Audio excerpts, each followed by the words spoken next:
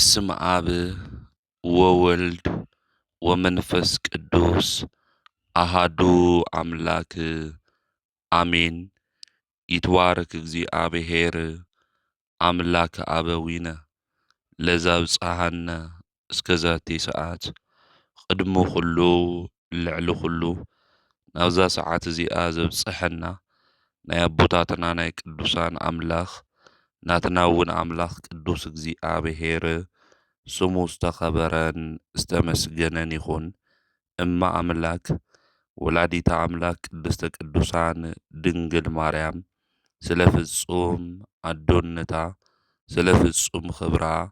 ክብርን ምስጋናን ይብጽሐያ። ከምኡ እውን ቅዱሳን አቦታትና ቅዱሳን አዴታትና ብዝተወሃቦም ክብሪ መጠን ኩሉ ምስጋና ይብጽሐዮም። ኣብ ዝተፈላለየ ዓለም ኮይንኩም እዚ መንፈሳዊ ሚድያ እዚ እትከታተሉ ስድራ እግዚአብሔር ኣብ መስቀል ተሰቂሉ ፍጹም ዝኾነ ሰላሙ ብዝሃበና ብኢየሱስ ክርስቶስ ፍጹም ሰላም ከመይ ትጸንሑ ከመይ ትኾኑ ሰላም እግዚአብሔር ምስ ኩላትኩም ይኹን። እንኳዕ ንሐዋርያ ታዴዎስ ከምኡ እውን ንጻዲቁ ኢዮብ ወርሓዊ በዓል ብሰላም ኣብጽሐኩም ኣብጽሐና። ፍልሰታ ጾም ኣትዩ መበል ካልኣይ መዓልትና እዩ። ናብዛ ዕለት እዚኣ ኣምላኽና ቅዱስ እግዚአብሔር ብሰላምን ብጥዕናን ስለ ዘብጽሐና ክብርን ምስጋናን ንዑ ይኹኖ። ሎሚ ኣብ ዝህልወና መርሃ ግብሪ ኣብ ቅዳሴ ግዜ ነሓሰ 2 ዝንበቡ ምንባባት መልእኽቲ ምስባኽ ከምኡ እውን ቅዱስ ወንጌል ክነስምዐኩም ኢና። ከምኡ እውን ነሓሰ 2 ዓመታዊ ክብረ በዓሎም ዝኾነ ቅዱሳን እንመን ምዃኖም መንፈሳዊ ተጋድልኦምን ህይወቶምን እንታይ ከም ዝመስል ክንምልከት ኢና። ኣምላኽና ቅዱስ እግዚአብሔር ኣብ ነገራትና ኩሉ እናኣተወ ንህይወትና ዝጠቅም ንዓና ድማ ዝረብሕ ቃሉ ንከምህረና ቅዱስ ፍቓዱ ይኹነልና። ሎሚ ነሓሰ 2 ኣብ ቅዳሴ ግዜ ዝንበብ ምስባኽ ኣብዚ ኣብ መዝሙረ ዳዊት መዝሙር 45 ቁፅሪ 14 ዘሎ ናይ እግዚአብሔር ቃል እዩ። ከምዚ ድማ ይብል ብድሕሪኣ ንንጉስ ደናግል ይወስድሉ ንብጾታ እውን ናባኻ የቕርቡ ናብቲ ንጉስ ይእትውወን ብሓጎስን ብዕልልታን ይወስድወን ይብል ልበ አምላክ ዳዊት። እዚ ዝዘመሮ መዝሙር እዚ ብመርዓትን ብመርዓውን ገይሩ እዩ።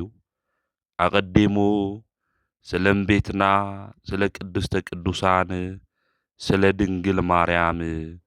ተናጊሩ እዩ። እታ ንግስቲ ክዳን ወርቂ ተጎናጺፋን ተጎልቢባን ኣብ የማንኻ ትቐውም ኢሉ ስለ እመቤትና ቅድስተ ቅዱሳን ድንግል ማርያም ንግስተ ሰማይ ወምድሪ ምዃና ወርቂ ክዳን ድማ ተጎናጺፋን ተጎልቢባን ኣብ የማን እግዚአብሔር ጠጠው ከም ትብል ይነግረና እዩ። ኣትጓለይ ስምዒ ረአይ እዝንኺ ክዓጽ ነብሊ ህዝብኽን ቤት ኣቦኽን ረስዕና በለ። ስለ እመቤትና ስለ ቅድስተ ቅዱሳን ስለ ድንግል ማርያም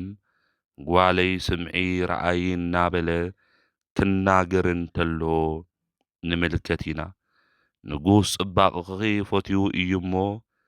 ንሱ ጐይታኺ እዩ እሞ እናበለ መድሓኒት ንሱ ኢየሱስ ክርስቶስ ካብኣ ንክውለድ ናይ ንጽህናኣ ጽባቐ ዝሓለወት ንጽይትን ቅድስትን እያ እመቤትና ቅድስተ ቅዱሳን ድንግል ማርያም። ስለዚ ልበ አምላክ ዳዊት ስለ እመቤትና ስለ ቅድስተ ቅዱሳን ስለ ድንግል ማርያም بتنبيت منصر خوينو منفس قدوس قليصلو تناغيرو እዩ قصيلو دما بدحريا ንጉስ ደናግል ይወስዱሉ ኢሉ አውዚ ስለ መርዓትን ስለ ንጉስን እዩ ዝናገር ዘሎ ስለ ቤተ ክርስቲያንን ስለ ክርስቶስን ምዃኑ ሊቃውንቲ ቤተ ክርስቲያን ይነግሩና እዮም እታ መርዓት ዝተባሃለት ቤተ ክርስቲያን እቲ ንጉስ መርዓው ድማ ክርስቶስ እዩ ንብጾታውን ናባኻ የቅርቡ ኣብ ቤተ ክርስቲያን ዘለው ቅዱሳን እዮም ናብቲ ንጉስ ድማ ይእትውውን እዩ ዝብል ስለዚ ንጉስ መድኃኒት ዝኾነ ኢየሱስ ክርስቶስ ብሕጉን ብስርዓቱን ክንጓዓዝ እንተለና ብጽድቂ መንገዲ ድማ ክንኸድ እንተለና ናብ ቅዱሳን ሕብረት ከምናኣቱ ንሱ መድኃኒት ኢየሱስ ክርስቶስ ስፍራ ከዳልወልኩም ይኸድለኹ ከም ዝበሎ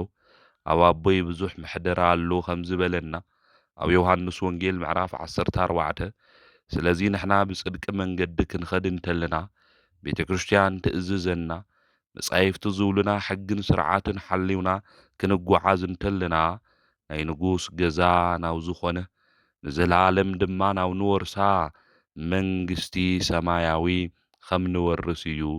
እዚ ናይ መጽሐፍ ቅዱስ ክፍሊ እዚ ዝነግረና ብሓጎስን ብዕልልታ ይወስዱውን እዩ ዝብል ስለዚ ብሓጎስና ብዕልልታ ናብኡን ድሕር ኣትዩና ሓዘን ናብ ዘይብሉ ንዘላለም ናው ንሕጎሰሉ ገዛ ናይ ንጉስ ኣዳራሽ ድማ ንኣትው ኢና ማለት እዩ ስለዚ አውዚ በደንብ ክነስተውዕሎ ዝግብአና ስለ ቤተ ክርስቲያንን ስለ ክርስቶስን ስለ ድንግል ማርያምን ስለ ክርስቶስን ዝተነገረ ምዃኑ ምፍላጥ ምርዳእ የድሊ እዩ ስለዚ ብሕጊ ብስርዓቱ ክንጓዓዝ እንተለና ኣብ ቤተ ክርስቲያን ክንመጽእ እንተለና ሕጊ ስርዓቱ ናይ እግዚአብሔር ኣኽቢርና ብህይወት ዘመንና ሁሉ ክንጓዓዝ እንተለና ብሓጎስን ብዕልልታን ናብ ናይ ንጉስ ኣዳራሽ ከም ንኣቱ ርስተ መንግስተ ሰማያት ከም ንወርስ ክንፈልጥ ክንርዳእ ይግብአና ስለዚ ልበ ኣምላክ ዳዊት ስለ ቤተ ክርስቲያን ስለ ክርስቶስ ከምኡውን ስለ ኣዴና ስለ ቅድስተ ቅዱሳን ስለ ድንግል ማርያም ዝተናገሮ ናይ ትንቢት ቃል ምዃኑ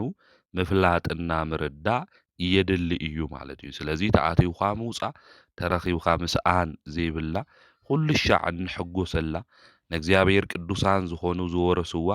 መንግስተ ሰማያት ልክነኣቱ ኣምላኽና ቅዱስ እግዚአብሔር ንኹልና ይሓግዘና ስለዚ ብጽድቅያ ሸብሪቕና ብጽድቂ መንገዲ ድማ ብንጽህና ክንጓዓዝ እንተለና እተን ደናግል ናብ ንጉስ ከም ዝውሰዳ ሁሉ ንሕና እውን ብንስሓ ናይ ነብሲ ድንግልና ሒዝና ብጽድቂ መንገዲ ክንጓዓዝ እንተለና ናብና ንጉስ ኣዳራሽ ገዛ ከም ንኣቱ ምፍላጥን ምርዳእን ድማ የድሊ እዩ ናፍታ መንግስቲ ሳ ክንኣቱ ቅዱስ መጽሓፍ ዝእዝዘና ናይ ሓግን ናይ ስርዓትን መንገድን ሁሉ ክንፍጽም ኣምላኽና ቅዱስ እግዚአብሔር ድማ ንኹልና ንክሕግዘና ናቱ ቅዱስ ፍቃድ ይኹንልና ከምኡውን ብለምዓንቲ ነሓሰ 2 ኣብ ቅዳሴ ግዜ ዝነበብ መልእኽቲ ቀዳማይ መልእኽቲ ጳውሎስ ናብ ጢሞቴዎስ ምዕራፍ 2 ቁጽሪ 8 እስካብ መወዳእታ ዘሎ እዩ ኩሎም ሰብኡት ካብ ኹራን በኣስን ርሒቆም ኣብ ኩሉ ስፍራ ቅዱሳት ኣዳዎም ኣልዒሎም ክጽልዩ እደሊ ኣለኹ ኣንስቲ እውን ርእሰን ብምቁናን ወይ ብወርቂ ወይ ብዕንቂ ወይ ብኽቡር ዝዋግኡ ክዳውንቲ ብምግያጽ ዘይኾነስ ግብኡን ትሕትናን ዘርኢ ክዳን ይከደና ከምቲ እተን መንፈሳውያት ኣንስቲ ዝግባእ ብሰናይ ግብሪ ክሽለማ እደሊ ኣለኹ ሰበይትስ እዝስቲ ብምዃና ብህድኣት ደኣ ትመሃር ሰበይቲ ክተምህር ወይ ኣብ ልዕሊ ሰብኣያ ስልጣን ክህልዋ ኣይፈቅድን እየ ንሳስ ሱቕ ደኣ ትበል ቅድም ዝተፈጠረ ኣዳም እዩ ድሓር ከዓ ሔዋን እያ እሞ ከምኡ ከዓ ሰበይቲ እያ ተታሊላ ትእዛዝ ተሓሰት እምበር ኣዳም ኣይተታለለን ሰበይቲ ግና ብእምነትን ብፍቕርን ብቅድስናን ብትሕትና ጸኒዓ እንተነበረት ውልድ ብምውላድ ትድሕን እያ ኣብዚ ቅዱስ ጳውሎስ ብፍላይ እዚ መልእኽቲ እዚ ብመንፈስ ንዝወለዶ ንጢሞቴዎስ ክልእኸሉ እንተሎ ኣብ ኤፌሶን ዝነበረት ቤተ ክርስቲያን ብፍላይ ድማ ኣብኡ ዝነበራ ስርዓተ ኣምልኾ ድማ ዘምልኻነ እግዚኣብሔር ዝእዘዛ ዝነበራ ንእስቲ ዝኾነ ልማድ ስለ ዝነበረን ነገር ግን እቲ ስርዓተ ኣምልኮ ከመይ ኢለን ክፍጽማ ከምኡውን ከመይ ኢለን ክእዘዛ ከም ዝግብአን ልዕሊ ሰብኣይ ድማ ክኾና ከም ዘይግባእ ስልጣን ኩሉ ዝተዋሃቦ ድማ ልዕሊ መራሒታ ቤተ ክርስቲያን ክኾን ዝግባእ ሰብኣይ ምዃኑ እዩ ኣብዚ ቅዱስ ጳውሎስ ዝነግረና። ስለዚ ኩሎም ሰብኡት እዩ ዝብል ካብ ኩራን በኣስን ክርሕቑ ይግባእ እዩ ዝብል። ስለዚ ሰብኡት ካብ ኩራ፣ ካብ ባእሲ፣ ካብ ምጭቕጫቕ፣ ካብ ክትዕ መንገዲ ወፂኦም ኣብ ኩሉ ስፍራ ንጹህ ኣእዳዎም ኣልዒሎም እንታይ ክገብሩ ክጽልዩ ይግብኦም እዩ ዝብል። ስለዚ ኣእዳዎም ካብ ክፉእ ነገር ኣርሒቆም ካብ ስርቂ ክኾን ይኽእል ከምኡ እውን ተቆጢዖም ሰብ ካብ ምውዓቅ ክኾን ይኽእል እእዳዎም ግን ንጹህ ክገብሩ ይግባእ እዩ ዝብል። ስለዚ ኣእዳውና ብብዙሕ ነገር ክረስሕ ይኽእል፣ ብብዙሕ ነገር ሓጢኣት ክንሰርሕ ንኽእል፣ ናይ ሰብ ደም እውን ክነፍስስ ንኽእል ኢና። ነገር ግን ኣእዳውና ንጹህ ጌርና ኣብ ቅድሚ እቲ ንጹህ ዝኾነ እግዚኣብሔር ክንጽሊ ከም ዝግብአና ካብ ኩራን በኣስን ድማ ምርሓቕ ትንኹሪ ተለና ክንበኣስ እንተለና መወዳእትኡ ኣወዳት እንታይ ኢና ንገብር ኢድና ኣልዒልና ኣብ ልዕሊ ሰበይትና ወይ ከዓ ኣብ ልዕሊ ካልኦት ሰባት ንብድል ክፉእ ነገር እውን ንሰርሕ ኢና። ስለዚ እግዚኣብሔር ክተምልኹ እንተለኹም ንጹህ ኣእዳው ይሃልውኹም እዩ። ስለዚ ንጹህ ኣእዳው ሃሊኩም ኣብ ቅድሚ እቲ ንጹህ ዝኾነ እግዚኣብሔር ኢድኹም ኣልዒልኩም ክትጽልዩ ይግበአኩም እዩ ዝብል ንሰብኡት። ንኣንእስቲ ድማ ርእስኽን ብምቁናን ብደጋዊ ዝኾነ መልክዕ ዘይኮነስ ብትሕትና ግቡእ ብዝኾነ ክዳን ክትኽደና ይግብአክን ውሽጣዊ ዝኾነ ጽባቐ ይሃሊኽን እዩ ዝብል። ከምተን መንፈሳውያት ኣንስቲ ዝግባእ ብሰናይ ግብሪ ክትሽለማ ይግብአክን እዩ ዝብል። ስለዚ ሰበይቲ እዝዝቲ ክትኾን ይግባእ፣ ብህድኣት እውን ክትመሃር ይግባእ። ሰበይቲ ክተምህር ወይ ከዓ ኣብ ልዕሊ ሰብኣያ ስልጣን ክህልዋ ኣይፈቅድን እየ እዩ። ስለዚ ሰበይቲ ኣብ ልዕሊ ሰብኣያ ኣነ እየ ናዚ ገዛ እዚ መራሒ ክትብል ኣይትኽእል ማለት እዩ። ናቲ ገዛ እሱ መራሒ መን እዩ ተተባሂሉ ሰብኣ እዩ ማለት እዩ። ስለዚ ሰብኣይ ናይ ገዛ እንታይ እዩ? መራሒ እዩ። ክርስቶስ ናይ ቤተ ክርስቲያን ርእሲ ከም ዝኾነ ሰብኣይ እውን ንሰበይቱ እንታይ እዩ? ርእሳ እዩ ማለት እዩ። እዚ ማለት ከም ድሌቱ ገይሩ ነረገፀ ይግዛእያ ማለት ይኾነ። ነገር ግን ናይቲ ገዛ ዋና እዩ ማለት እዩ። ስለዚ ወፂኡ ወሪዱ እቲ ቤተሰብ ናብ ምምሕድዳር ሓላፍነት ዘለዎ ዋጋ ከፊሉ ነቲ ስድራ ጠጠው ናይ ምባል ሓላፍነት ዘለዎ ንሱ እዩ ማለት እዩ። ስለዚ ናይቲ ገዛ በዓል ዋና እንብሎ መራሒ ናቲ ገዛ እንብሎ ሰብኣ እዩ ማለት እዩ። ስለዚ ኣብዚ ቅዱስ ጳውሎስ ክናገር እንተሎ ብሰብኣይ ብሰበይቲ መሲሉ ስለ ክርስቶስና ስለ ቤተ ክርስቲያን ትናገር እንተሎ እውን ኣብዚ ንምልከት ኢና ማለት። ስለዚ ሰብኣይ ናይቲ ገዛ መራሒ እዩ። ስለዚ ቤተ ክርስቲያን እውን ክመርሑ ስልጣን ዝተዋሃቦም ሰብኡት እዮም፣ ከምህሩ እውን ዝግብኦም ሰብኡት እዮም እናበለ እዩ ዝናገር። ሰበይቲ ግን ኣብ ጉባኤ ወፂኣ ክተምህር ከም ዘይትኽእል ቅዱስ ጳውሎስ ይነግረና እዩ ማለት። ነገር ግን ንሕዋታ ክትመክር ትኽእል እያ፣ ንደቃ ክትመክር ትኽእል እያ ማለት። ነዚ እያ ጓል ኣንስተይቲ ክትመሃር እኒአዋ ኢላ ቤተ ክርስቲያን እውን ትነግር። ነገር ግን ኣብ ጉባኤ ከም ወዲ ተባዕታይ ወፂኣ ግን ክተምህር ከም ዘይትኽእል ቅዱስ ጳውሎስ እውን ኣብዚ ይነግረና እዩ። ኣብቲ ኤፌሶን ዝነበራ አንስቲ እውን ብናባዕለን ፍቓድ እናወፃ ዘይግባእ ስርዓትን መንገድን ይኸዳ ስለ ዝነበራ ነዚ ንምግሳጽ እዩ ቅዱስ ጳውሎስ እውን እዚ መልእኽቲ እዚ ጽሒፍዎ ዘሎ። ስለዚ ንሳ ሱቕ ደኣ ትበል እምበር እዩ ዝብል። ቅድም ዝተፈጠረ መን እዩ? ኣዳም። ስለ ተፈጥሮ ድማ ይናገር። ቀዲሙ ዝተፈጠረ ኣዳም እዩ፣ ብድሕሪኡ ድማ ሔዋን እያ። ስለዚ ብተፈጥሮ ዝቐደመ መን እዩ? ኣዳም እዩ። ስለዚ ኣዳም ስለ ዝቕድም ናይታ ቤተ ክርስቲያን መራሒ ኣብ ቅድሚቱ እውን ኮይኑ ክመርሓ ዝግባእ ወዲ ተባዕታይ እዩ። ክህነት ተዋሂብዎም እታ ቤተ ክርስቲያን ክመርሕዋ ዝኽእሉ ደቂ ተባዕትዮ እምበር ደቂ ኣንስትዮ ይኹና ኢሉ ብስርዓታዊ ዘቕሚጥልና እዩ። ሓደ ሓደ ደቂ ኣንስትዮ ኣብዚ ዘመን እዚ ንምንታይ ኢና ንሕና ክህነት ዘይበሃወና? ንምንታይ ኢና ቀሳውስቲ ዘይንኾን? ንምንታይ ኢና እታ ቤተክርስትያን ለይንመርሓ ዝብላ ኣሕዋት እኒአዋ። ቅዱስ ጳውሎስ ድማ ኣብኡ ይምልሰልና ከምኡ እውን ይነግረን። አንግሊካል ቸርች ኢልና ንፅዋዓ ግን ደቂ ኣንስትዮ እስካብ ጵጵስና እውን ትሾምያ ዝስርዓተ ቤተክርስትያን እውን ይኾነ ሐዋርያት ኣቦታትና ዘጽንሕዎ ይኾነ ተትኾን ነይሮም ቤትና ቅድስተ ቅዱሳን ድንግል ማርያም እኮ መቀደሰት ነይራ። ስለዚ ንደቂ ኣንስትዮ ስለለይ ተፈቐደ እዩ ካብኣ ብላዕሊ ንጽይቲ ካብኣ ብላዕሊ ብሩኽቲ የለ መድሓኒት ንሱ ኢየሱስ ክርስቶስ እውን ኣብ ማህፀና እንታይ ኮይና ተሸኪማ እያ ማለት እዩ። ስለዚ ተን ካልኦት ቅዱሳን ኣዴታትና ንብለን ብሰማዕትነት ብሃዋርያነት ብኣገልግሎት እውን እናገልገላ ዝሓለፋ ቅዱሳት ኣንስቲ ኢልና እንፅውዐን ኣብ ክህነት ኣገልግሎት ይነበራ። ኣብቲ ካሊእ ኣገልግሎት ግን ከገልግላ እንተለዋ ንምልከት ኢና ነርኢ ኢና ማለት እዩ።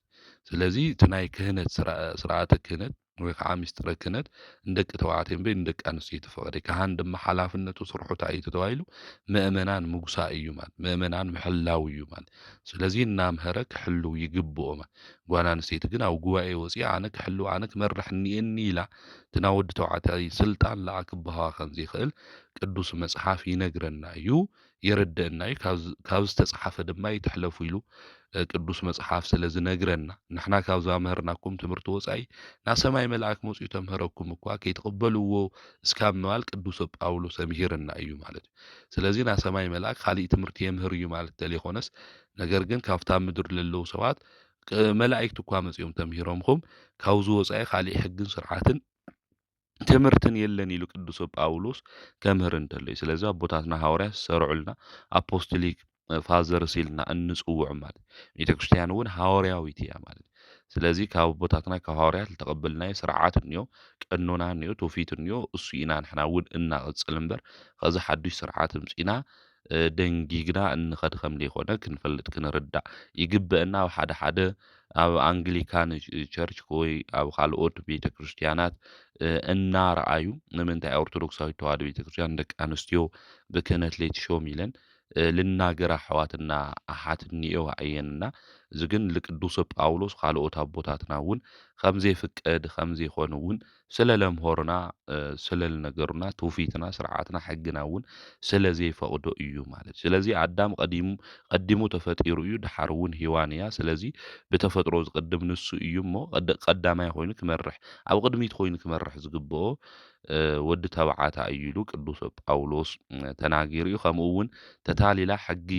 ዝጠሓሰት ንሳ እያ እነና ሄዋን ንግስተ ሰማይ ወምድሪ ክብላ እንተሎ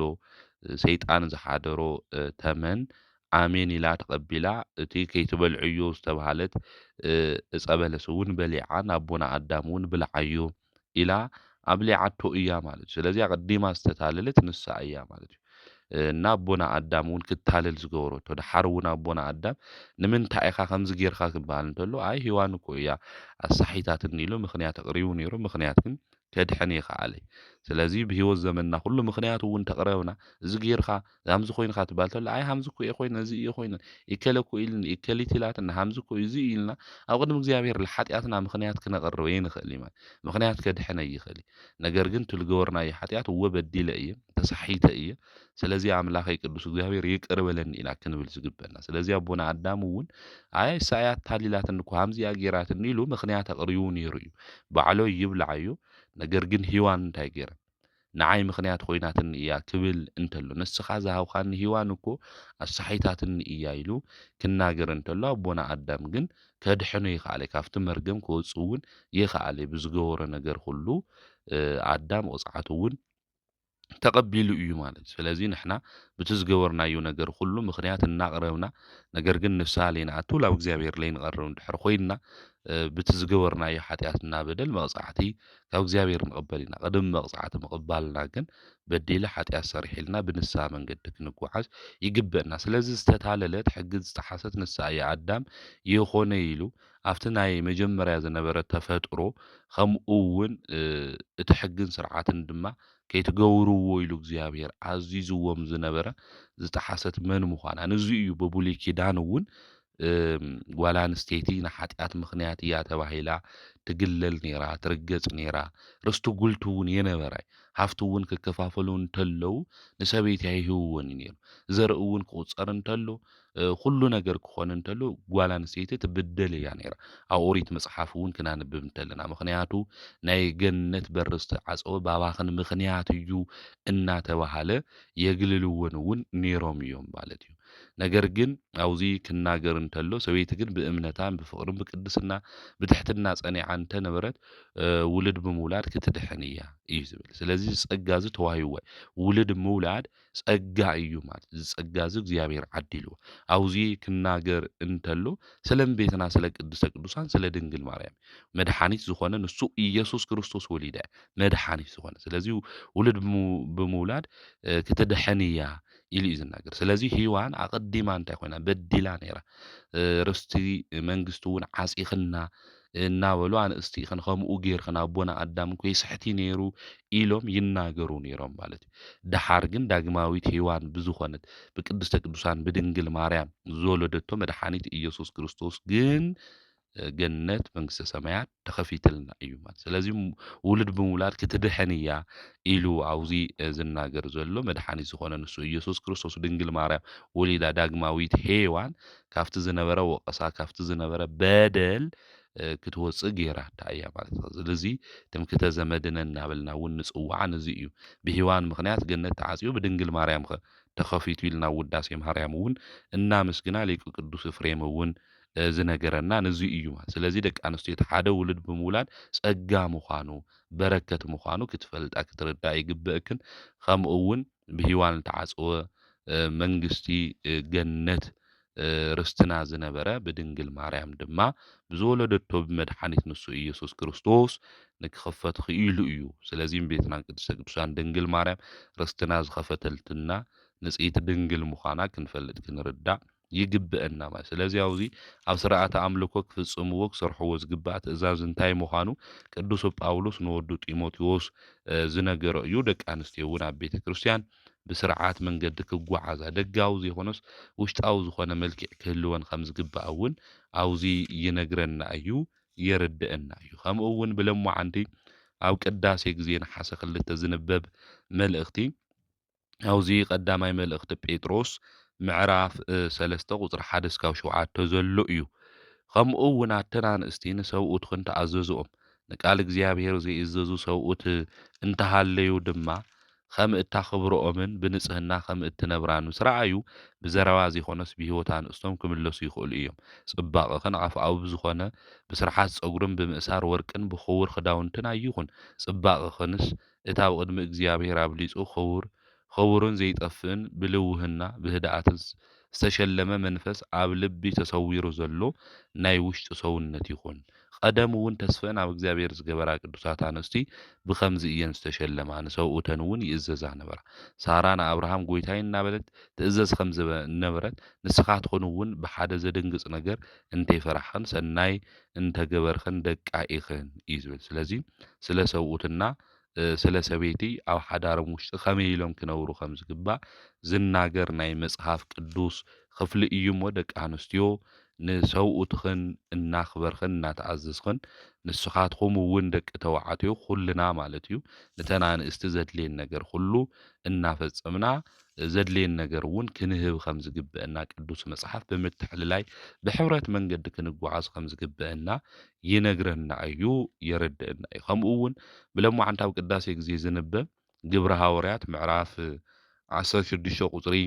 13 እስካብ 19 ዘሎ ናይ እግዚኣብሔር ቃል እዩ። ከምዚ ድማ ይብል ብመዓልቲ ሰንበት ድማ ካብ ቅጽሪ እታ ከተማ ወፂና ኣብቲ ጥቓ ገምገም ሩባ ቤተ ጸሎት ስለ ዝነበረ ናብኡ ኸድና። ኣብኡ ከፍ ኢልና ከዓ ነተን ኣብኡ ዝተኣከባ አንስቲ ክነነጋግረን ጀመርና። ሊድያ ትበሃል ንእግዚኣብሔር እትፈርሕ ሰበይቲ በዓልቲ ከተማ ቲያጥሮን ሻየጢት ቀይሕ ሓረ ድማ ትሰምዕ ነበረት። ነቲ ጳውሎስ ዝብሎ ዝነበረ ክተስተውዕል ድማ ጐይታ ልባ ኸፈተላ። ንሳ ምስ ስድራ ቤታ ምስ ተጠመቐት ከዓ ብጐይታ ከም ዝኣመንኹ እንተ ደኣ ተቐቢልኹምኒ ኮይንኹምስ ናብ ገዛይ ኣትኹም ሕደሩ ኢላ ለመነትና ግድውን በለትና። ናብ ቤተ ጸሎት ክንኸይድ እንተለና መንፈሰ ጥንቁልና ዘለዋ ንጎቶታ ከዓ ብቲ ጥንቁልና ብዙሕ እቶት እትእትወሎም ዝነበረት ግዝእቲ ጓል ረኸበትና። ንሳ ከዓ ደድሕሪ ጳውሎስን ደድሕሪና እናሰሓበት እዞም ሰባት እዚኣቶም ኣገልገልቲ ልዑል እግዚኣብሔር እዮም፣ መንገዲ ምድሓን የምህርኹም ኣለዉ እናበለት ዓዊላ ትዛረብ ነበረት። ነዚ ነገር እዚ እውን ብዙሕ መዓልቲ ደጋገመቶ። ጳውሎስ ድማ ብዙሕ ግዜ ምሳትኮረቶ ምልስ ኢሉ ነቲ ርኩስ መንፈስ ካብኣ ክትወፅእ ብስም ኢየሱስ ክርስቶስ እዝዘካ ኣለኹ በሎም። በታ ግዜ እቲኣ እውን ወፀ እዩ ዝብል። ስለ ቃሉና ኣምላኽና ናይ እግዚኣብሔር ስሙ ዝተኸበረን ዝተመስገነን ይኹን። ኣብዚ ዝነግረና ሊድያ ብክርስቶስ ከም ዝኣመነት እዩ ዝነግረና። ከምኡ እውን ቅዱስ ጳውሎስና ሲላስ ድማ ናይ እግዚኣብሔር መንግስቲ ቅዱስ ወንጌል እውን ከምህሩ እንተለው ግዝእቲ ዝነበረት ብጥንቁልና መንገዲ ትጓዓዝ ዝነበረት ስለናቶም መስኪራ ምስኣ ድማ ዝነበረ እርኩስ መንፈስ ብስም ጎይታ መድሓኒት ኢየሱስ ክርስቶስ ኣዚዙ ቅዱስ ጳውሎስ ትርኩስ መንፈስ ክፉእ ነገር ዘስርሓ ዝነበረ ካብኣ ንክወፅእ ከም ዝገበረ እዩ ቅዱስ መጽሓፍ ዝነግረና። ብሂወት ዘመንና ሁሉ ዘየድልየና ነገር ሁሉ ልክንፍጽም ዝገብረና ርኩስ መንፈስ አውዚ እንጾሞ ጾም ፍልሰታ ካባና ወፂኡ ናይ ጽድቂ ስራሕ እንሰርሕ ልክንኾን ንኣምላኽና ናይ እግዚኣብሔር ቅዱስ ፍቃድ ይኹንልና። ከምኡ እውን ብሎሙዓንቲ ነሓሰ 2 ኣብ ቅዳሴ ግዜ ዝንበብ ቅዱስ ወንጌል ኣብ ወንጌል ዮሃንስ ምዕራፍ 8 ቁጽሪ 1 እስካብ 12 ዘሎ ናይ እግዚኣብሔር ቃል እዩ። ኢየሱስ እውን ናብ ደብረ ዘይት ኸደ። ምድሪ ምስ ወግሐ ከዓ አንጊሁ ናብ ቤተ መቅደስ ተመሊሱ መጸ። ኩሉ ህዝቡ እውን ናብኡ ተኣከበ። ተቐሚጡ ድማ የምህሮም ነበረ። መምህራን ሕግን ፈሪሳውያን ድማ እንትዝሙ ዝተረኸበት ሰበይቲ ናብኡ ኣምፂኦም ኣብ ማእኸል ደው ኣቢሎም መምህር እዛ ሰበይቲ እዚኣ ክትዝሙ እንተላ ተታሒዛ ከምዚኣ ዝበለት ከዓ ብእምኒ ተቐጥቂጣ ክትቅተል ሙሴ ብሕጊ ኣዚዙ እዩ። ንስኻ ኸ ብዛዕባኣ እንታይ ትብል በልዎ። እዚ ኢሎም ዝፈተንዎ ምኽንያት መኽሰሲ ምእንቲ ክረኽብሉ ኢሎም እዮም። ኢየሱስ ግና ድንን ኢሉ ባፃውዕቱ ኣብ ምድሪ ክጽሕፍ ጀመረ። ደጋጊሞም ምስ ጠየቕዎ ከዓ ቅንዕ ኢሉ ካባኻትኩም ሓጢኣት ዘይብሉ ኣቐዲሙ ብእምኒ ይውቃዓያ በሎም። መሊሱ እውን ደኒኑ ባፃብዕቱ ኣብ ምድሪ ጽሓፈ። ንሳቶም ግና እዚ ምስ ሰምዑ ህሊንኦም ወቂስዎም ካብ ዓበይቲ ጀሚሮም ክሳብ እቶም ዳሕረወት ኩሎም በብሓደ ወፁ። ኢየሱስ በይኑ ተረፈ። እታ ሰበይቲ እውን ኣብ ማእኸል ደው ኢላ ነበረት። ኢየሱስ ከዓ ቅንዕ ኢሉ ኣቲ ሰበይቲ እቶም ኸሰስቲ ክደኣ ኣበይ ኣለዉ? ዝፈርደክዶ የለን በላ። ንሳ ከዓ ሓደ እኳ የለን ጎይታይ በለቶ። ኢየሱስ ድማ ኣነ እውን ኣይፈርደክን እየ ኸድሞ ደጊም ሓጢኣተይ ትግበሪ በላ። ስለ ቃሉ ንኣምላኽና ንእግዚኣብሔር ስሙ ዝተኸበረን ዝተመስገነን ይኹን። ኣብ ዝሙት ዝተረኸበት ሰበይቲ ንጎይታና መድሓኒትና ንሱ ኢየሱስ ክርስቶስ ንክፍትንዎ ፈሪሳውያን መምህራን ሕጊ ሒዞማ መጺኦም እዮም። ንሽማ ፀዋውዓ ክብርን ምስጋናን ይብፅሓዮ እሞ ጎይታና ንሱ መድሓኒት ኢየሱስ ክርስቶስ ናብዚ ዓለም እዚ ዝመፀ ንሕሙማን ከድሕንን ከምኡ እውን ካብ ዘለዓለማዊ ሞት ንኹልና ከውፅአና እዩ። ሉቃስ ወንጌል ክናንብብ እንተለና ጎይታ ንሱ መድሓኒት ኢየሱስ ክርስቶስ ኣብቲ ዘመን እሱ ሓጢኣተኛታት ምስ ዝበሃሉ ሰባት ይበልዕን ይሰትይን ስለ ዝነበረ ይሓምይዎ ነበሩ። እዚ ምስ ሓጢኣተኛታት ምስ ቀረፅቲ ይበልዕን ይሰቲ እዩ እናበሉ ይሓምይዎ ነይሮም። ጻዲቅ ተኮይኑ ንምንታይ ከምዚ ዝገብር እናበሉ ንሱ መድሓኒት ኢየሱስ ክርስቶስ መድሓኒት ዘድልዮም ንሕሙማን እዩ። ስለዚ ኣነ ዝመጻኹ ንጻድቃን ዘይኮነስ ንሓጣን እዩ ኢሉ ክናገር እንተሎ ኣብ ቅዱስ መጽሓፍ ንምልከት ኢና። ስለዚ ጎይታ መድሓኒት ኢየሱስ ክርስቶስ ናብ ደብረ ዘይት እዩ ኸይዱ። ኣብ ደብረ ዘይት ድማ ሓዲሩ ምድሪ ምስ ወግሐ ድማ ናብ ቤተ መቅደስ መጺኡ እዩ። ናብ ኩልና ናብ ልብና ቤተ መቅደስ ንሱ ንክመጽእ ንኣምላኽና ናይ እግዚኣብሔር ቅዱስ ፍቃድ ይኹነልና። ስለዚ ኩሉ ህዝቢ ትምህርቱ ክሰምዕ ተኣኪቡ ድማ ነበረ። ንሱ ጐይታ መድኃኒት ኢየሱስ ክርስቶስ ድማ ናይ ሕይወት ቃል የምህሮም ነበረ። መምህራን ሕግና ፈሪሳውያን ድማ ከምህር እንተሎ ጐይታ መድኃኒት ኢየሱስ ክርስቶስ ብልቦም ዘይስተውዕሉ ብትዕቢት ድማ ለቦኖኦም ተወጢሩ ንዑ ንምኽሳስ ለይትን ቀትርን ድማ ዝጐዩ ዝነበሩ ሰባት እዮም። ስለዚ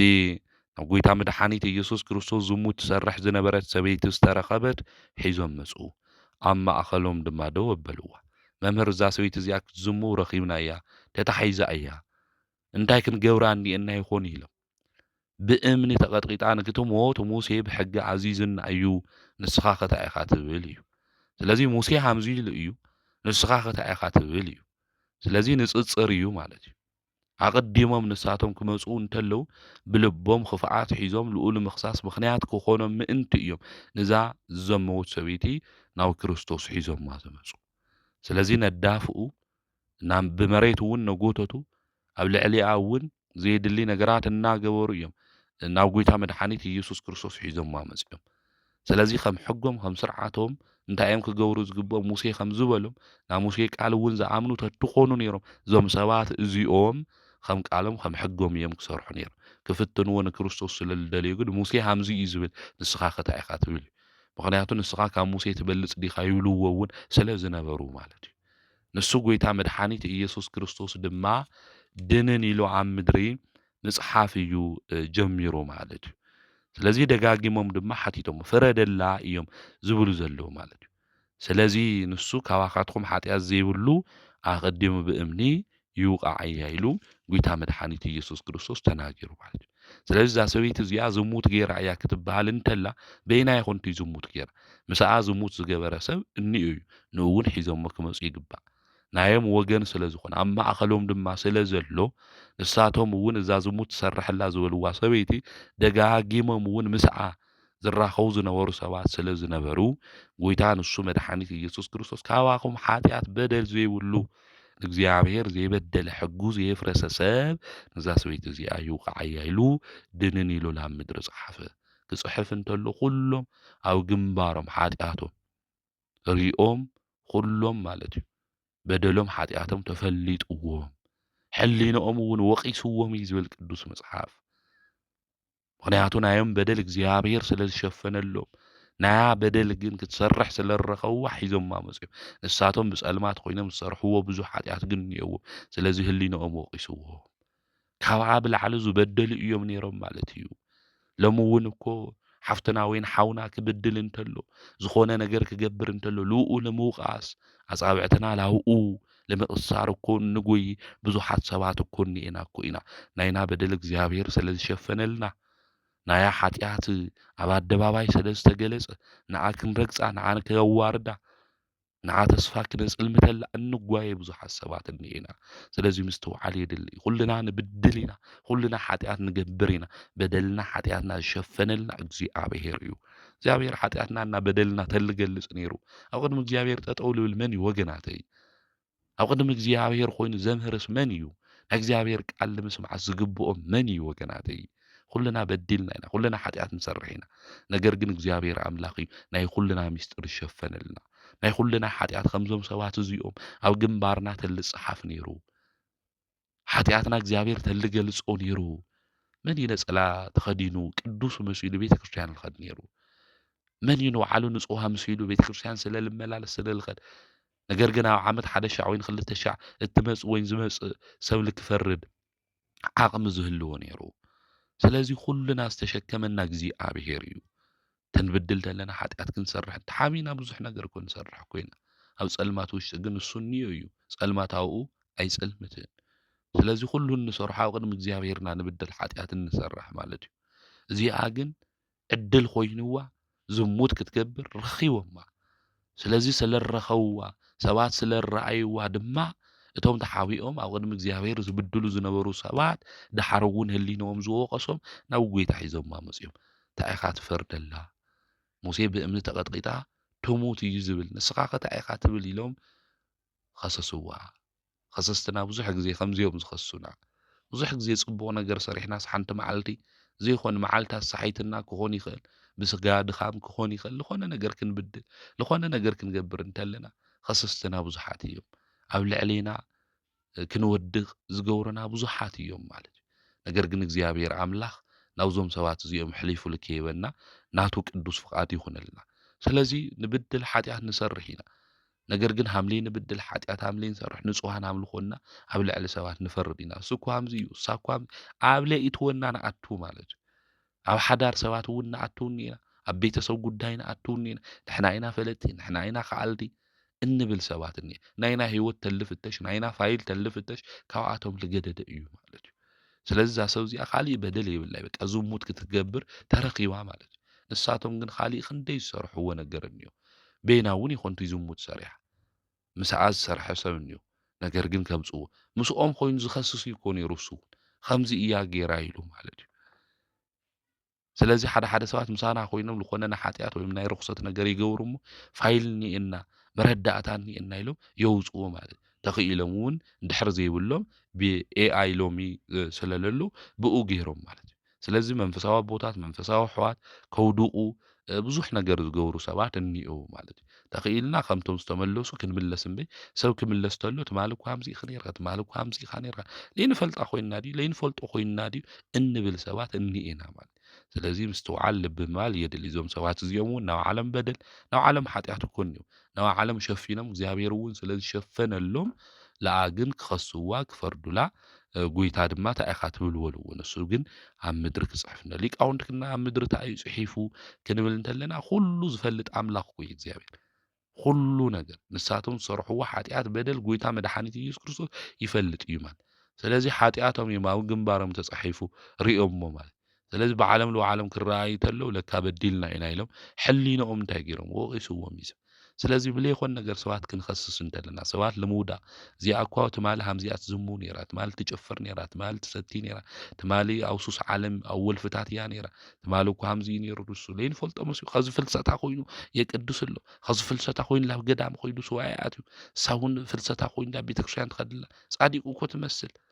እንብል ሰባት እኒና እዚ ልክዕ ይኾነ ከሰስቲ ክንኾን ኣይግብአና ማለት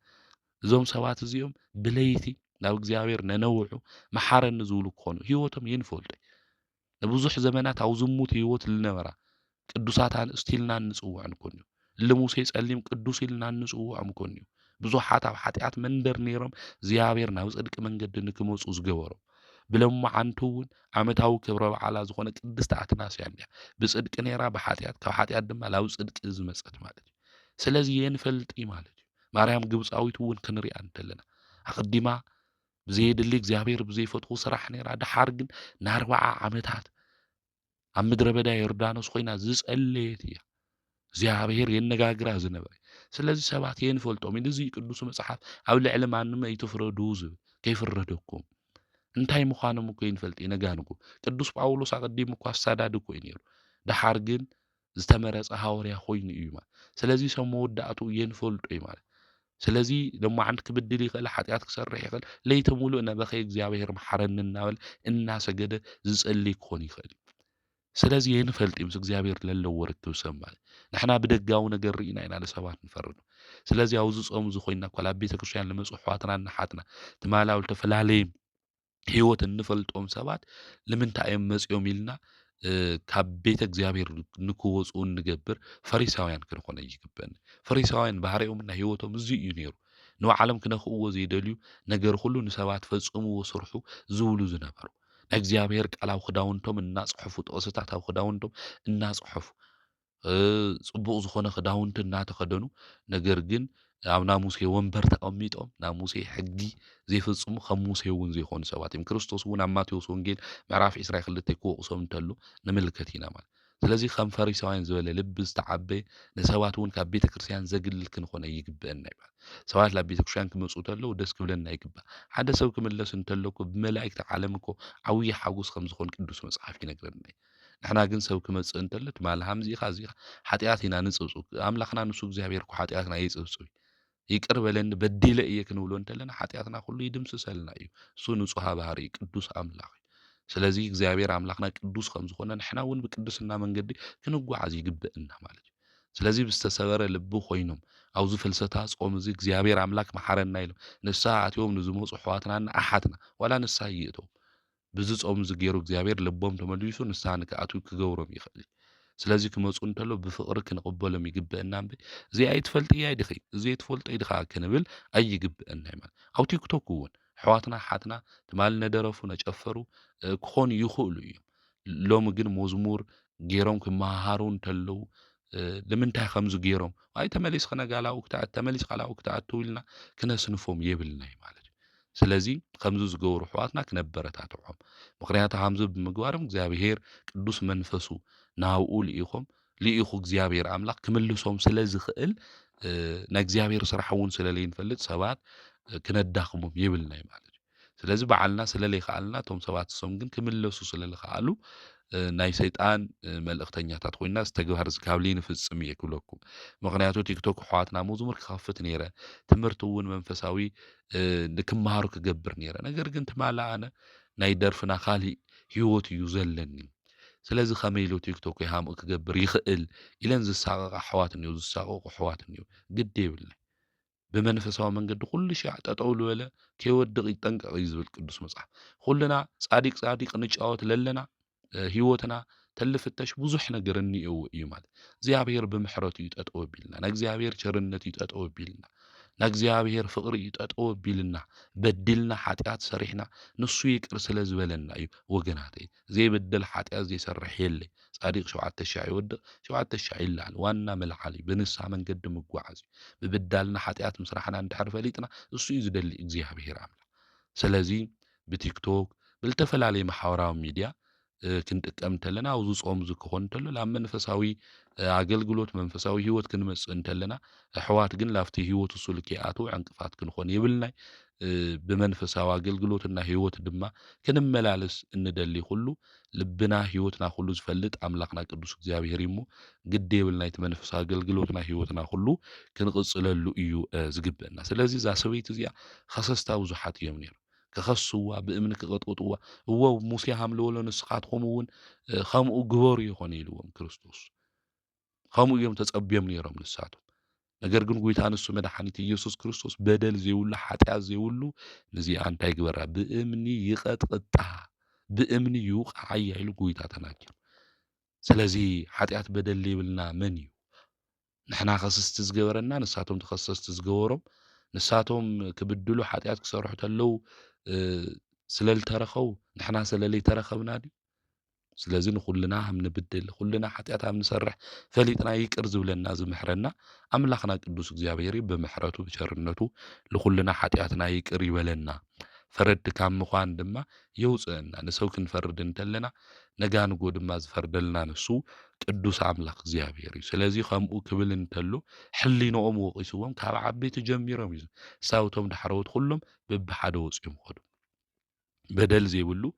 ሓጢአት ዘይብሉ ዘይበደለ ሰብ ካባኻትኩም ብእምኒ ቀጥቅጣ ስለ ዝበለ ጎይታ ንሱ መድኃኒት ኢየሱስ ሕሊንኦም ወቂስዎ ስለዚ ለሰባት እኮ ከምዚ ኢኻ ትንብል ተለና ሕሊናና ይወቕሰናይ ንስኻ ከመን ኮይንካ ኢኻ እኮ ሕሊናና ይብለና እኮ እዩ ስለዚ ኣሕዋትና ሓትና ናብ መንፈሳዊ ነገር ክመፁ እንተለው ክጾሙ ክጽልዩ እንተለው ነጸላ ገይሮም ከቅዱሱ እንተለው ትማል እኮ ንስኻ ናይት ክለብል ነበርካ ትማል ንስኻ ሃምዚ ዝበለ ህይወት ልነበርኺ ኢልና ክነዳህሎም የብልናይ ካብቲ መንፈሳዊ ነገር መጽኦም ወለለው ከነውፅኦም የብልናይ ማለት እዩ ስለዚ ክመፁ እንተለው ብፍቕሪ ኮይና ተቐቢልና ብቲ መንፈሳዊ ነገር ድማ ክጸንዕሉ ዝኽእሉ መንገዲ እንታይ ምዃኑ እቲ ናይ ጽድቂ መንገዲ እናርኣና ንክብርትዑ ክንገብር እኒአና እምበር ካብ ቤተ እግዚኣብሄር ንክወፁ ንክባል ምክንያቱ ብዙሓት ናይ ቤተ ክርስቲያን ኣገልገልቲ ልባሉ ነጸላ ጌርና ፈሊጥና ጻዲቅ እንጫወት ሰባት ልጠፍኡ ብዙሓት ኣሕዋትናና ኣሓትና ስለለለው እዮም ስለዚ ንሕና ንብድል ኢና በደልና ዝሸፈነልና ንሱ እዩ ንሳቶም እውን ሓጢአቶም በደሎም ሁሉ ተሸኪሙ ይቅር ዝብሎም ኣምላኾም ቅዱስ እግዚኣብሄር እዩ ማለት እዩ ንሱ እኳ ክሽከሞም ዘይኸወዶ ንሕና ኣብ ምንታይና በፂሖም እዮም እዞም ሰባት እዚኦም ነዳሃሎም ስለዚ ኣብ መንፈሳዊ ነገር ዝብርትዑ ኣሕዋትናና ኣሓትና ናትማሊ ህይወቶም ናትማሊ ማንነቶም ንረኣና ንወቐስና ለድሕሪት ክምለሱ ኣይንግበሮም ላብ ቅድሚት ንክመፁ ብጽድቂ መንገዲ ክመላለሱ ክንገብር ይግበአና ስለዚ ኣብዚ ግዜ እዚ ኩሎም ወፂኦም ከይዶም እዮም ካብ ዓበይቲ ጀሚሩ ማለት እዩ ስለዚ እቶም ዝኸስዋ ዝነበሩ የለው ኢየሱስ በይኑ ተረፈ ኢሉ እታ ሰበይቲ እውን ኣብ ማእኸል ደው ኢላ ነበረ ኢየሱስ ከዓ ቀንዕ ኢሉ ኣቲ ሰበይቲ እቶም ከሰስቲ ክደኣ ኣበየለው ኢሉ ስለዚ እቶም ከሰስቲ ካበይ እኒአው ኢሉ እቶም ዝፈርዱልኩ ዝነበሩ ኣበይኒኡ ከምዚ ጌራ ዝሰሪሓ ዝብሉ ዝነበሩ ኣበይኒኡ እዩ። ስለዚ ና ሰብ ሓጢኣት ንሕና ክንገልጽ እንተለና ኣብ መወዳእታ እግዚኣብሔር ናይና ሓጢኣት እውን ይገልጽልና እዩ። ስለዚ ከባትያ ኣበሳ ኢና ክንኾን ዝግበአና ናይ ሰብ በደሉ ሓጢኣቱ ሓቢእና ስለናዩ እንጽልየሉ ክንኾን ይግበአና ምስጢር ኢሉ ነገረና ልበለ እኮ ንሕና ንዝርዝር ኮይና ዋይ እዚ ብተክሊል ሓደ ሰብ እንድሕር ተመርዒውስ እቲ ብተክሊል ተመርዖ ሰብ ዝኾነ በደል ዝኾነ ድኻም እኮ ክህልዎ ይኽእል እዩ ማለት ናቲ ሰብ እሱ ግን ቀዲምና ምስጢር ኢሉ ነገረና እናውፅእ ንሕና ኢና ዋላት መንገዲ ልክዕ ይኹን ምስጢር ዘይንሕልውስ ንሕና ኢና ማለት ዝኾነ ሓውና ሓፍትና ዝበደልዎ ኣዕሩኽትና ዝበደልዎ ነገር ላዕና ነጊሮምና ብምስጢርስ በደሎም ሓጢኣቶም ለይንሽፍን ከሰስቶም ቀዳሞት እንኾን ንሕና ኢና ማለት ስለዚ ሓውና ሓፍትና ከጥፍእ እንተሎ ብቲ ጥፍኣቱ ከምዚ እዩ ኢልና ብምንጋር ለይኮነስ ልከስተኻኸል ብፍቕሪ መንገዲ ስለናቱ ድማ ብምጽላይ ክኾን እዩ ዝግባእ። ስለዚ ክርስቶስቶም ከሰስቲ ካበይ ኣለዉ ኢሉ ስለዚ ናይና ሓጢኣት በደል እውን ኣምላኽ ቅዱስ እግዚኣብሔር ከጋልጸልና ይኽእል ከም ልበ ኣምላክ ዳዊት ብንሳ ስለለይተመለሰ እዩ ማለት ስለዚ ልበ ኣምላክ ዳዊት ልገበሮ ሓጢኣትና በደል እኮ ምስ ቤርሳቤል ልገበሮ ነገር እኮ ብብዙሕ ነገር ክሽፍን ሞኪሩ እዩ ማለት ብብዙሕ ነገር ክሽፍን ክሙክር እንተሎ ግን እግዚኣብሔር ኣጋሊጹ ብንሳ ስለለይተመለሰ ስለዚ ብሓጢኣት መንገዲ ተጓዒዝና ብንሳ መንገዲ ለይንምለስ ሰባት ንኸስስ ንፈርድ እንድሕር ኮይና እግዚኣብሔር ሓጢኣትና በደልና እንታይ ይገብረልና ይገልጽ ብንሳ ንምለስና ካልኦት ሓጢኣት ከባቲ ኣበሳ በደሎም ሓጢኣቶም ንሽፍን ንጽሊ እንድሕር ኮይና ግን ሓጢኣትና ናይና እውን መን ይሽፍነልና እግዚኣብሔር ሓጢኣትና በደልና ዝሸፈነልና ኣምላኽና ቅዱስ እግዚኣብሔር ስሙ ዝተኸበረን ዝተመስገነን ይኹን ማለት እዩ። ከምኡ እውን ጎይታ መድሓኒት ንሱ ኢየሱስ ክርስቶስ ኣነ እውን ለኣኺ የፈርደልኺ ሓደ እኳ የለ ኢላ ተናጊራቱ ካብቶም ከሰስቲ ኣነ እውን ኣይፈርደልኺ እሞ ደጊም ሓጢኣት የትግበሪ ኢሉ ስለዚ ደጊምና ሓጢኣት ከይንሰርሕ ከይንብድል ኣምላኽና ቅዱስ እግዚኣብሔር ንኹልና የሓግዘና ክትዝሙ ዝተረኸበት ሰበይቲ ሰባት ክኸስዋ እንተለዉ ጎይታ ንሱ መድሓኒት ኢየሱስ ክርስቶስ ግን ምሕረት ገይርላ ናብ ገዛኣ ብሰላም ብፍቕሪ ንክትምለስ ገይርዋ እዩ እሞ ንሕና እውን ሓጢኣትና በደልና ኩሉ ይቅር ኢሉ ብፍቕሪ እንመላለስ እዚ ጾም እዚ ናይ በረከት ጾም ንክኾነልና ንኣምላኽና ናይ እግዚኣብሔር ቅዱስ ፍቃድ ይኹንልና። ስለዚ ጎይታና መድሓኒትና ንሱ ኢየሱስ ክርስቶስ ደጊም ሓጢኣት ከይትሰርሒ ከይትብድል ኢሉ ብሰላም እያ ንክትኸድ ገይርዋ ማለት እዩ። ስለዚ ኣምላኽና ንሱ ቅዱስ እግዚኣብሔር ከምቶም ከሰስትና ይኾነ ትማሊ ዝጌርካ ትማሊ ዝጌርኸ ይኾነ እዩ ዝብለና ብፍቕሪ ኮይንና ብጸጸት ኮይንና በዲለ እየልና ናብኡ ክንቐርብ እንተለና ክንጾም ክንጽሊ እንተለና መንፈሳዊ ተግባር ክንሰርሕ እንተለና ንሱ ጎይታና መድሓኒትና ኢየሱስ ክርስቶስ ዝሰራሕናዮ በደልና ሓጢኣት ከይጸብጸበ ምሕረት ዝገብር ቅዱስ ኣምላክ እዩ። ኣነ እውን ኣይፈርደልኽን ኢሉ እዩ ጎይታ ተናጊሩ። ስለዚ ኣምላኽና ንሱ ቅዱስ እግዚኣብሔር ከምቶም ከሰስትና ይኾነ ሰባት ክኸሱና እንተለዉ ከምዚ ገይሮም እዮም ኢሎም ከጭንቁና እንተለዉ ንሱ ግን ካብ ጭንቀትና ክንገላገል ብሰላም መንገዲ ክንጓዓዝ ዝገብረና ዕረፍቲ ድማ ዝዕድለና ቅዱስ ኣምላኽ እዩ። ስለዚ ናብ ኣምላኽና ናብ እግዚኣብሔር ክንቐርብ እዩ ዝግብአና። ስለዚ ንሳቶም ብእምኒ ክትቅጥቀጥ ብእምኒ ክትውቃዕ ሙሴ ከምዚ ኣዚዙ እዩ ክብልዎ እንተለዉ ንሱ ግን በደል ዘይብሉ ሓጢኣት ዘይሰርሐ ንዛ ሰበይቲ እዚኣ ክወቕዓ ይኽእል እዩ ኢሉ ኣብ ምድሪ ክጽሕፍ እንተሎ ህሊንኦም ወቒስዎም ተበታቲኖም ኸይዶም እዮም። ንሱ ጎይታ መድሓኒት ኢየሱስ ክርስቶስ ግን እቶም ከሰስቲ ካበይ ኣለዉ ኢሉ ተናጊሩ እዩ። ከምዚ ዝበለ ታሪካዊ ህይወት ዝቕይሩ እዩ ኣምላኽና ቅዱስ እግዚኣብሔር። ተማሊቶም በደልትና ከምዚ እዮም ኢሎም ክኸሱና እንተለዉ ከዝግና ቅዱስ ሰዓታት እንቆም ክንኾን እንተለና መዝሙር ክንዝምር እንተለና ብከምዚ መንገዲ ህይወትና ታሪክና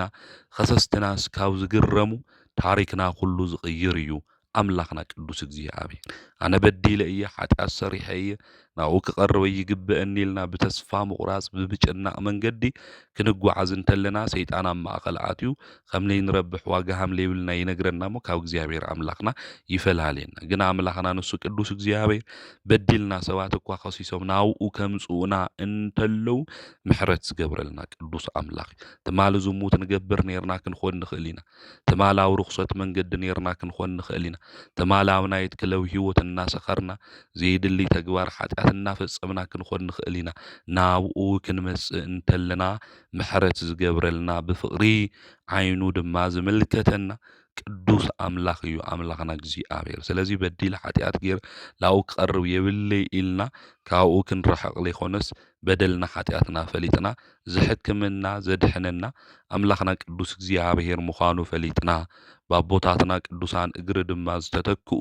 አቦታት ካህናት እንዲሁ ኃጢአትና ተናዚዝና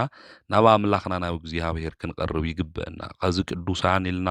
ብዙሓት ንጽውዖም لما عنتون عمتاو كبر بعلان نجبر الله قدست أتناسيان يا مالتي قدي ما نصود يوتا بحاتيات من قد زنبرت صدق سراح تسرح نيرا بحاتيات وديقاك أو حاتيات لما ناو صدقي زمسأتي يا مالتي سلازي تنودق انتلنا زي قد فنا بمحرات عينو زتمتنا بقدس أعداود ما زتنسأنا أملاخنا نسو مدهن عالم إيسوس كريستوس يمو بدي لحاتيات سريحة إيام ويلنا بدلي حاتيات يبوزحي أي محرني كنبل أي جبن أي محرني كنبل انتلنا እግዚአብሔር يحزنو إيو مالت سلازي እግዚአብሔር محاري إيو እግዚአብሔር يقر زبل إيو زمحرني أملاخ ينسو يتبدل حاتيات ينسو يفلطو إيو إلنا بس حاتياتنا مس بدلنا خوينا ناوؤو كنقرب انتلنا زنصهنا زقدسنا نسو إيو ماوز صومزي زبدلنا إيو حاتيات زقبرنا إيو كله نساعتيونا بنصوه صوم دما صيومنا بركات كاب እግዚአብሔር ንክንቅበል ንአምላኽና ናይ እግዚአብሔር ቅዱስ ፍቃድ ይኹነልና ስለዚ ሰባት ይኸሱና አምላኽና ቅዱስ እግዚአብሔር ድማ ብሞገስን ብኽብርን በንጽህና መንገድ ድማ ክንመላለስ ኃጢአትና ሁሉ ድማ ይቅር ዝብል ንጉስናን አምላኽናን ምዃኑ ክንፈልጥ ክንርዳእ ይግበአና ከምኡውን ብሎም ዓንቲ ነሓሰ 2 ቅድስት አትናስያ ዓመታዊ ክብረ በዓላ እዩ መጽሐፈ ስንክሳር ከነንብብ እንተለና ቅድስት አትናስያ መንያ ካብ ቅድስት አትናስያ ስንመሃሮ ትምህርትን ታዩ ዝብል ክንምልከት ኢና ቅድስት አትናስያ ነሐሰ 2 እዩ በዓለ ረፍታ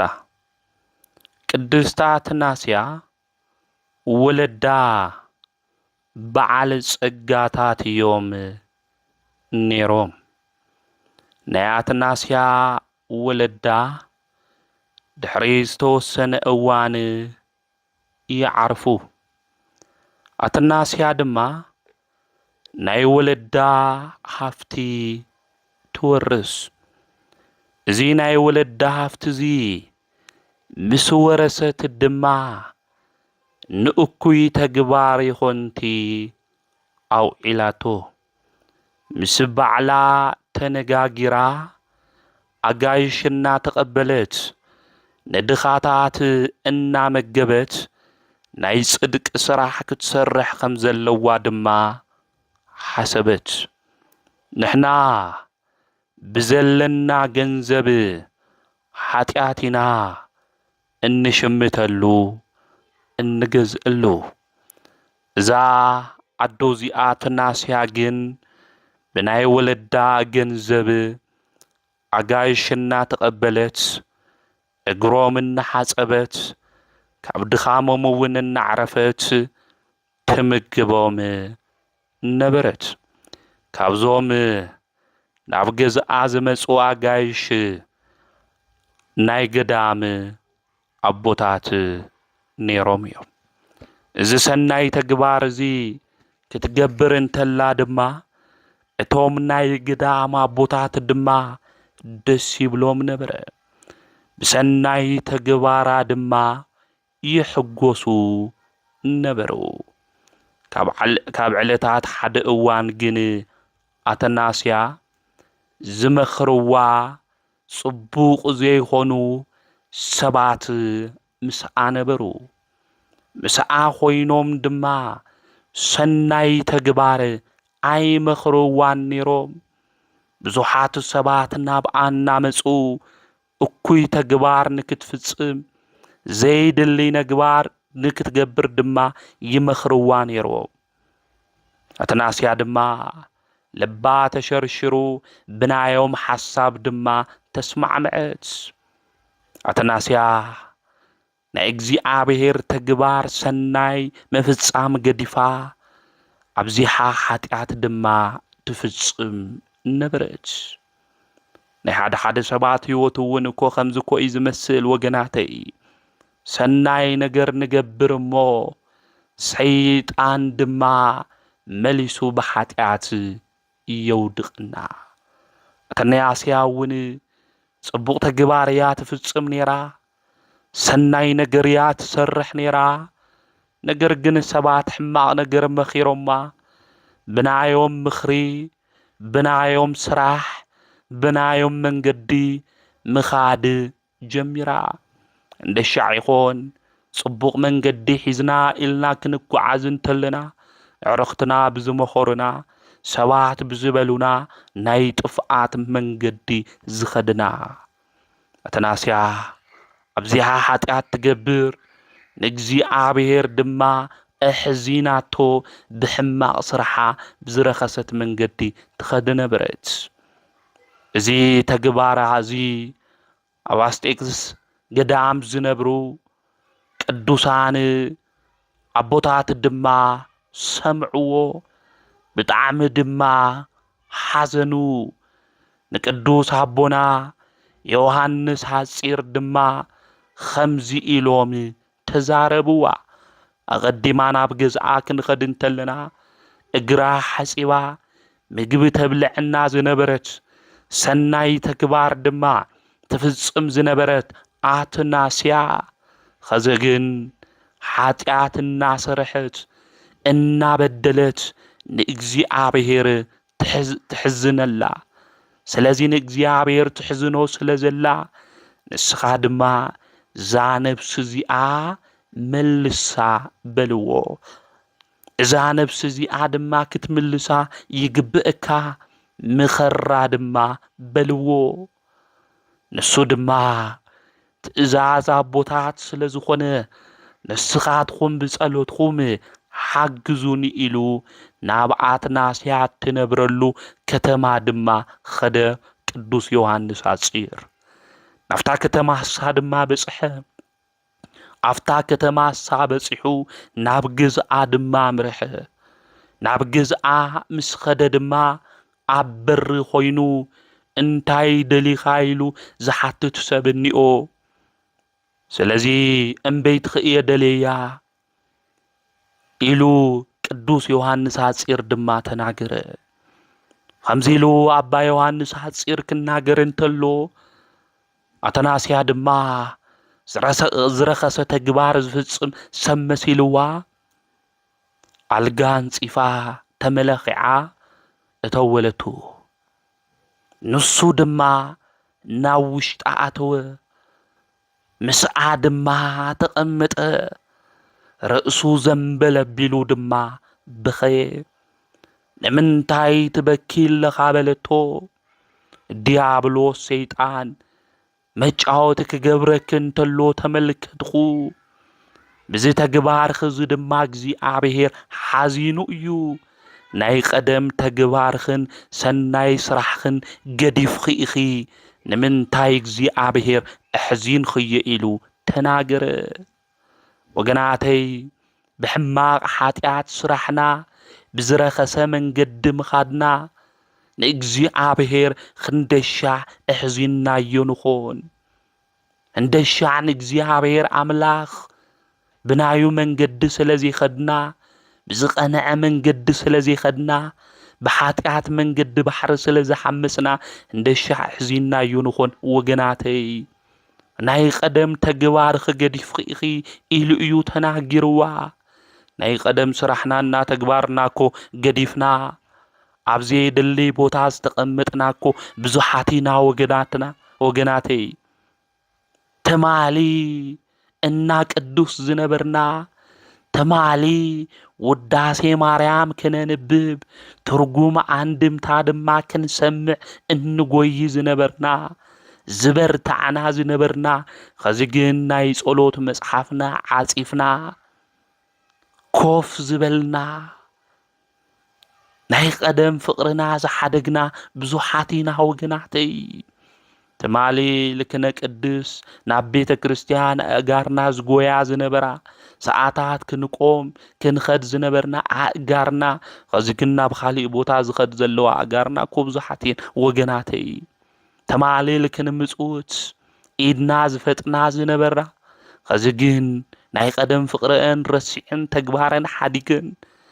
ንሰባት ዝኾነ ነገር ንክገብራ ዝዝርግሓ እዳው እኮ ኮይነን እየን ተማሊ መዝሙር ንምስማዕ መዝሙር ንምዝማር እግዚአብሔር ንምስጋን ደስ ዝብለና ዝነበርና ሰባት ከዚ ግን ብጸርፍና ሰብክና ዋርድ ደስ ዝብለና ኮይና ኢና ወገናተይ ናይ ቀደም ፍቅርና ናይ ቀደም ተግባርና ዝገደፍና ናይ ቀደም ሰናይ ዝኾነ ነገርና ዝሓደግና ተማሊ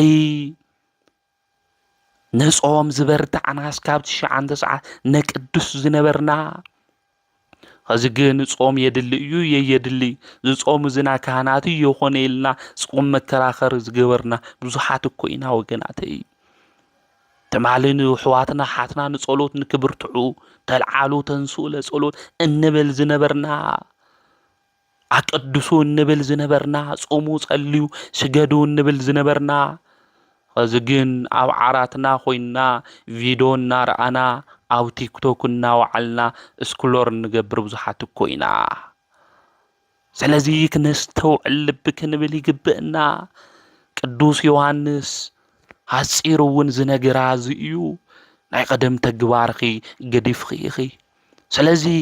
ኣምላኽ እግዚአብሔር ድማ እሕዚንኺ ኢኺ እዩ ኢልዋ ኣብዚ ኣብ ራእይ ዮሐንስ ምዕራፍ 2 ክናነብብ እንተለና ናይ እግዚአብሔር ቃል ከምዚ ዝብል ናይ ኤፌሶን ቤተ ክርስቲያን ሓለቃን ዝነበረ ክናገሮ እንተሎ ናይ እግዚአብሔር ቃል ከምዚ እዩ ዝብል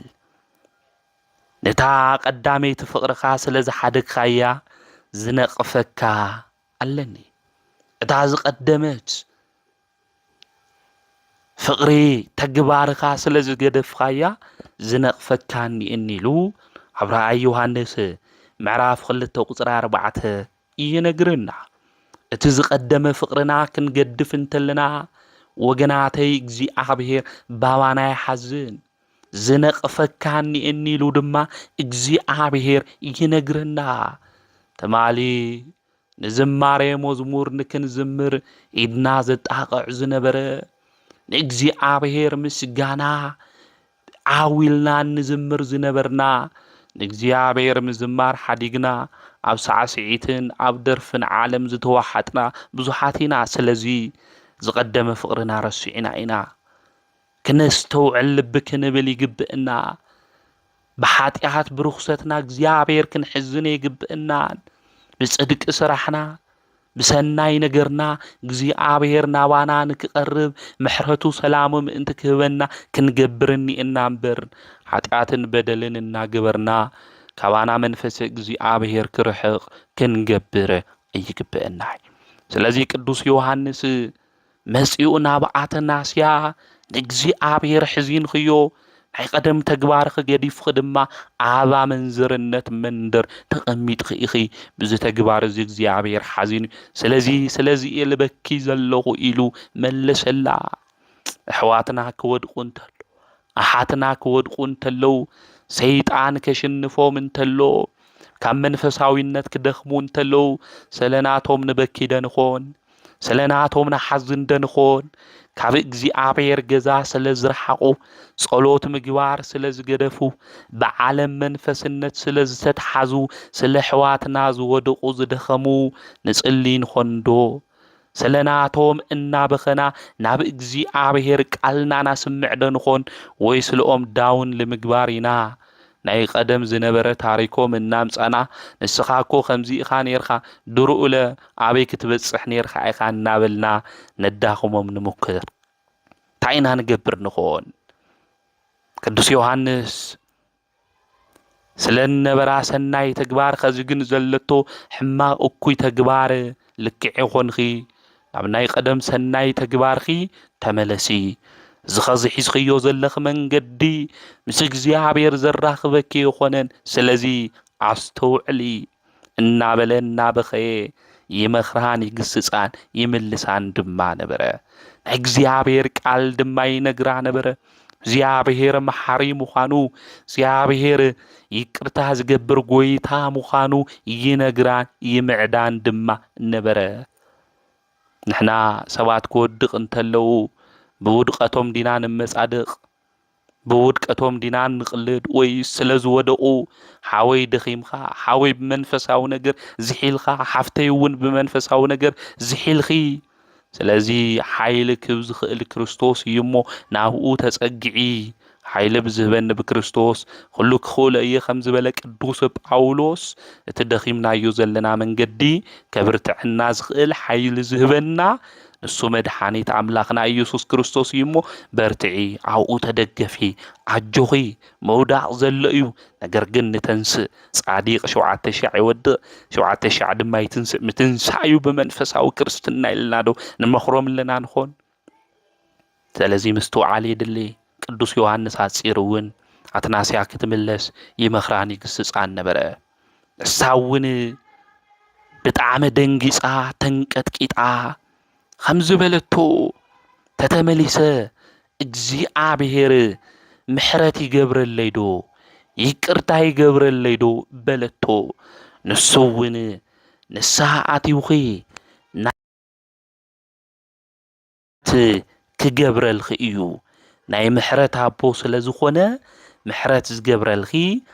ኣምላክ እዩ ኢሉ ድማ ነገራ ንሳ ድማ እሺ ኢላ ንዓኻ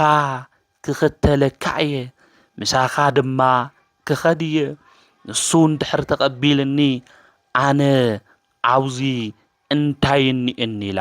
ተዛረበት ወገናተይ ከም ኣትናስያ ዝበለ ልቢ እግዚኣብሔር ንኹልና ይዓድለና ሓደ ሓደ ሻዕ ኃጢአት ክንሰርሕ እንተለና ክንብድል እንተለና ኣምላኽ እግዚኣብሔር ብሓቂ ንዓይ ምሕረት ይገብረለይ ድዩ ንብል እኮ ኢና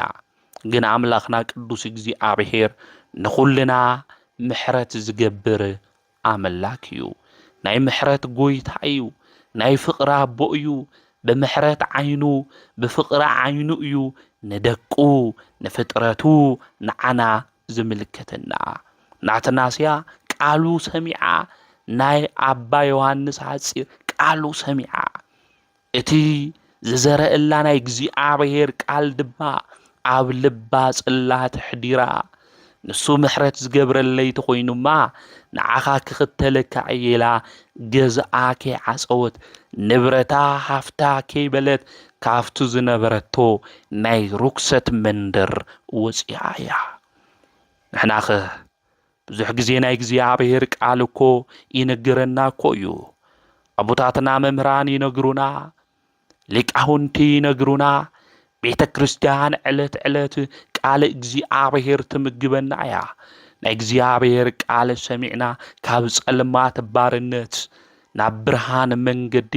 ናብ ጽድቂ መንገዲ ተመሊስና ድንኾን ወገናተይ ኣትናስያ እኮ ፍረፍርያ እኮ እያ ፍረፍርያ እያ ቅዱስ ዮሐንስ መጺኡ ክነግራተሉ ናይ እግዚአብሔር ቃል ሰናይ ፍረ ኣፍርያ እያ ንስሓ ከኣቱ የላ ተጸጺታ እያ ንእግዚአብሔር ከም ዘሕዘነት ሓሲባ ድማ ንዓኻ ክኽተለካ ኢላቶ እያ በሪ ገዝኣ ከይዓፀወት ንሕና ተንኾንኸ ጽቡቕ እዩ ዝሓሳብ ዝ ነጊርካ ንኒኢኻ ነጋ ድሕር ነጋ ሓሲበ ተማኺረ ምስ ቤተሰበይ ከምኡ እውን ምስ ባዕለይ ተነጋጊረ ንስሓ ከኣቱ እየ ኮይና ናይ ምድሓን ሰዓት ግን ኸዚ እዩ ክንድሕነሉ ዝግባእ ካብ ኃጢአት ክንምለሰሉ ዝግባእ ግዜና እዋን ግን ኸዚ ኣትናስያ ግን ገዛይ ሃፍተይ ርስተይ ከይበለት ንቅዱስ ዮሐንስ ሓፂር ተኸቲላቶ እያ በደላ ኃጢአታ ዝገበረቶ ስራሕ ኩሉ ተረዲእዋ ተመሊሳ እያ ማለት እዩ نحنا ون خمو يكون زقبا زملس لبكلونينا فرلا فري عوسناي مدري زودق زري تاخويني عفريو نحنا ون تقالو بمستوعال كنسمع يقبئنا بمرداء كون يقبع تقالو بزح غزي بإذننا ناي እግዚአብሔር ቃል حليفو يغني يستوعلنا لب يبلنا اتناسي حدا قاليو تناغيروا እግዚአብሔር حزين خيلوا نحنا خندي شع እግዚአብሔር حزينكم يكم تبايلو تنغيرنا يكون خم قلدكو اينا حزنايو قال እግዚአብሔር كنغرنتل ወንጌል كنغرنت خم قلدي ስለዚህ ክነስተውዕል ይግበና አትናሲያ ቃሉ ክንገራንተሎ ፈጢና ልባ ዝተመለሰት ያ ዛዶዚያ ቅዱስ ዮሐንስ አጽር ድማ ተከቲላቶ ነሱን አብ ገዳም ከድንተሎ ድማ ነሳውን ኸይዳ አመንገድ ድማ መሽወም አዕረፉ ነሱ ድማ ካብአ ተፈልዩ ይጽሊ ነበረ ካብአ ተፈልዩ ክጽሊ እንተሎ ድማ ካብ ሰማይ ናብ ምድሪ ዝተዘርግሐ ዓምድ ብርሃን ድማ ተመልከተ እዝሪኡ ድማ አድነቀ አድኒቁ ድማ ተመሊሱ ንሳ ናብ ዘለቶ ቦታ ክኸድንተሎ ንሳ ሞይታ ረኸባ ዓሪፍ ረኸባ ዝነገር ዝንምንታይ ኮይኑ ጎይታይ ንሳኮ ተጸጽታ ልባ ናባኻ ተመሊሳ ሳክት አቶ ያን ይራበሎ መላኽና ቅዱስ እግዚአብሔር ኸምዚ በሎ እግዚአብሔር ቃልና በዮሐንስ አጽር መጽኡ ኸምዚሉ ተዛረበ ገና ካብ ገዝአ ክትወጽ እንተላ ንስሓ ተቀቢለ እየ ኃጢአታ ድማ ገዲፈላ እየሉ እግዚአብሔር ተናገረ هم ቅዱሳትና ሲያ እግዚአብሔር ኃጢአትና ይሕደገልና በደልና ድማ አይዘክረልና ወገናተይ በአምላክ ዳዊት ናይ ቀደም በደልና ይተዘከረልና ይሉ خمس ተዛረበ ሁሉ ዝገበርናዩ ኃጢአትና በደል እግዚአብሔር ይደምስሰልና ከም ቅዱሳትና ሲያ ና ቅዱሳትና ሲያ ሃፍተይ ንብረተይ ከበለት ዝተነገራና እግዚአብሔር ቃል ሰሚዓ ካብ ኃጢአት መንደር ወጽያ ኃጢአታ ዝተገደፈላ አቶያ እግዚአብሔር ቃል ሕያውዩ እግዚአብሔር ቃል ዘለዓለማዊ ወገናተይ እግዚአብሔር ቃል አልዓዛር ካብ መቃብር ዘተንሰዩ እግዚአብሔር ቃል ዓለም ዝፈጠረዩ زين እግዚአብሔር ቃል ዝናብ ልብና ከመጽ እንተሎ እቲ ዝሞተ በኃጢአት ዝተተሓዘ ልብና ጋብ ኃጢአት መንደር ወጽዩ ጽቡቕ ሰናይ ዝኾነ ናይ ሃይማኖት ፍራፍሪዩ በጽድቅ መንገድ ልክንመላለስ ኃጢአት ንክንጽየፍ ንአምላኽና ናይ እግዚአብሔር ቅዱስ ፍቃዱ ይሁንልና ብዝረኸሰም ምድር ዝመላለስ ናይ ኃጢአት በደል ዝሰርሕ ሰብ ሁሉ ናብ ጽድቅ መንግስቲ ዝምልስ ንሱ አምላኽና ቅዱስ እግዚአብሔር ስለዚህ ንሓሰ خلته ንዝክራ ቅድስታት ናስያ ያ ማለት እና ቅድስታት ናስያ ብልባል ተመለሰት እግዚአብሔርን ኃጢአት ይቅር ልበለ አዶ እዩ ማለት እዩ ስለዚህ አምላኽና ቅዱስ እግዚአብሔር ለሁልና በምህረቱ ብቸርነቱ ይምሐረና ናይ ቅድስት አትናስያ ድማ በረከት ምስኹላትና ይኹን ናይ ዝቀደመ በደልና አይትዘክረልና ከም ዝበለ ልባ አምላክ ዳዊት ምህረት ካውን ቀልጢፋ ትርከበና ham ለበለን እግዚአብሔር ምህረት ቀልጢፋ ናባና ንክትመጽ ኃጢአትና ንክድምስሰልና ናአምላኽና ናይ እግዚአብሔር ቅዱስ ፍቃድ ይኹነልና ዘምሕረና ዝግስጽና ናይ ቦታትና አምላክ ቅዱስ እግዚአብሔር ሶሙል ተኸበረን ተመስገነን ይኹን ወስብሐት ለእግዚአብሔር ወወላዲቱ ድንግል ወለመስቀሉ ክቡር